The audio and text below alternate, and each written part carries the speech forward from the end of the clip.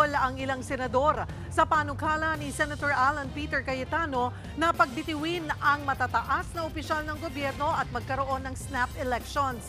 Imbis na umayos ang gobyerno, baka raw lalo pang magkagulo. Nasa frontline ang balitang yan, si Mayan Los Baños. Pinalutang ni Senate Minority Leader Alan Peter Cayetano ang posibilidad ng mass resignation sa gobyerno mula sa President, Vice President hanggang sa mga senador at kongresista. Pagkatapos niyan, dapat daw magkaroon ng snap elections. Gate ni Cayetano kung tunay na nagsisilbi sa bayan ang mga opisyal, hindi sila dapat matakot na muling humarap sa taong bayan. Dagdag pa ni Senator Alan Cayetano, imbes na people power, baka mas mainam daw na magsakripisyo na lang ang mga tagapaglingkod bayan. Sa pagkakataong ito, magkakaroon ng clean slate para sa revival at renewal ng ating bayan. Pero sa kung snap elections nga ba ang sagot para manumbalik ang tiwala ng taong bayan, matatanda ang iba ang isinigaw ng taong bayan ng malawakang protesta noong September 21.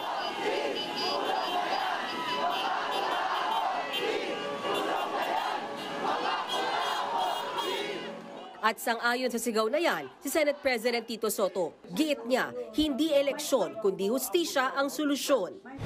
Cannot be an option. What do you do with those who are not guilty? What do you do with those who are newly elected and have no bad records? Idadamay mo doon sa mga guilty or sa mukhang guilty kung hindi man guilty. Kung meron bang marumi, ba't natin idadamay yung mga malinis? We will be entering uncertainty and chaos.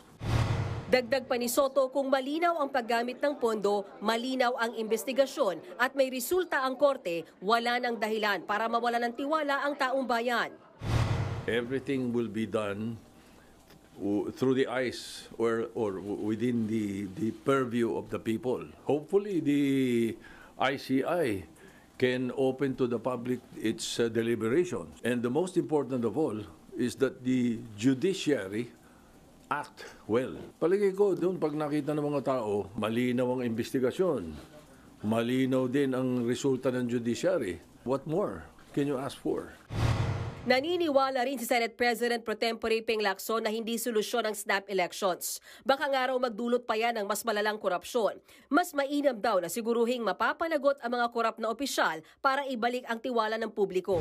Sang-ayon naman si Senator Erwin Tulfo sa ideya ng snap elections. Pero tanong niya, posible ba ito ngayon at saan kukunin ang pondo? Git naman ng COMELEC, malabong magka-snap election ngayon.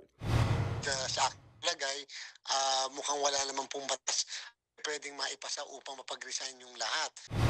Nakasaad sa 1987 Constitution na may fixed term ang mga halal na opisyal ng gobyerno mula sa presidente hanggang sa mga konsehal. Kung walang ipapasang bagong batas para dito, wala raw mangyayaring snap elections. Huling nagkaroon ng snap elections noong Pebrero 7, 1986 sa panahon ni dating Pangulong Ferdinand Marcos Sr. na kalaunan ay humantong sa EDSA People Power Revolution. Dapat po natin isipin na yung panahon yun ay iba po kasi ang sitwasyon at iba rin ang legal regime ng mga panahon na yon. Nagbabalita mula sa Frontline, Mayan Los Baños, News 5. Mga kapatid, Cheryl Cosing po. Maging maalam at may pakialam sa mga napapanahong issue at headlines. Mag-follow at mag-subscribe na sa social media pages ng News 5.